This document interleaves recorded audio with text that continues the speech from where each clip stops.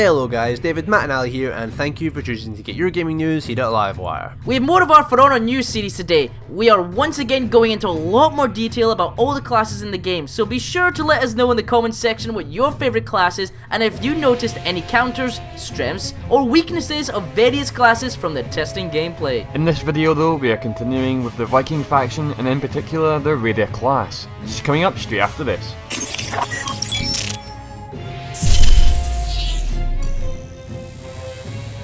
So let's start off by looking at the history and lore behind the Raider class. Viking Raiders are said to carry the spark of gods. With a name that can summon armies, Raiders are ruthless, fearless and made for battle.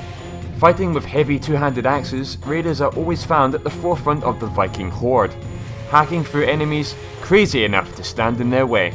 They are clothed in leather and iron rings, with their bodies covered in tattoos.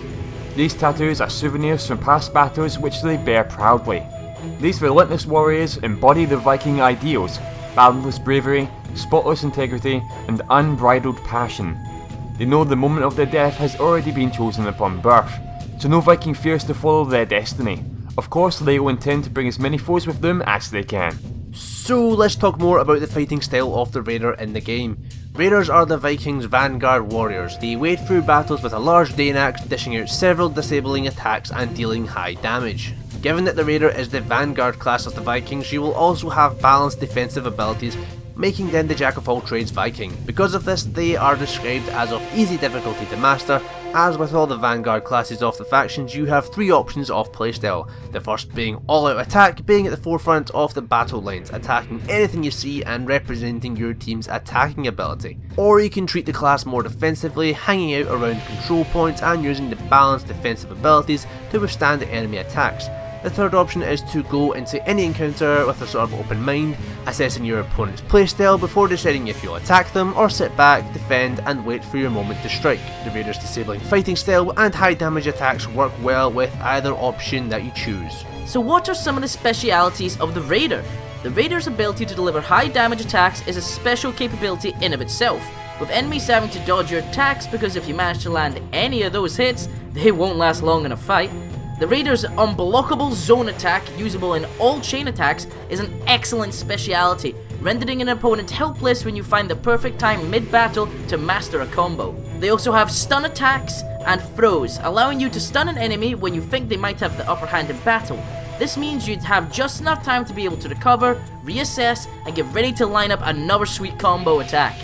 Strong, versatile throw attacks are arguably the strongest of the Raider specialities. They allow you to pounce on an enemy either already in combat or one that has you in their sight.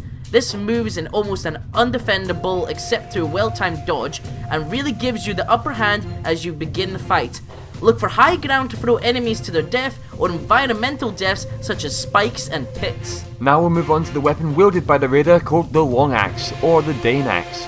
Described as the mightiest weapon of their ancestors, the Raider wields it without mercy. The Dane axes have massive heads mounted on long, polished wooden handles.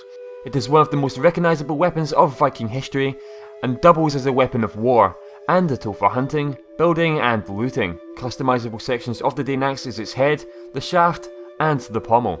Finally, a quick look at the Raider armour then, and it is mainly made up of leathers, cloths and some minor metalwork. As with all the Viking classes, the reason behind this is that they believed a Viking death is chosen by fate. Therefore, wearing armour would be to try and fight fate, which is obviously not part of Viking belief and culture. Customisable armour on the Raider is the helmet, the chest, the arms and the tunic. Okay then guys, thanks for watching this video in this For Honor sub-series where we are taking a look at all of the classes announced so far in For Honor. Look out for more coming soon! If you enjoyed this video, remember to hit that like button and comment your thoughts on the series below. Until then, you can click here to watch our full For Honor news playlist, or click here to get to know us better in our weekly comments show.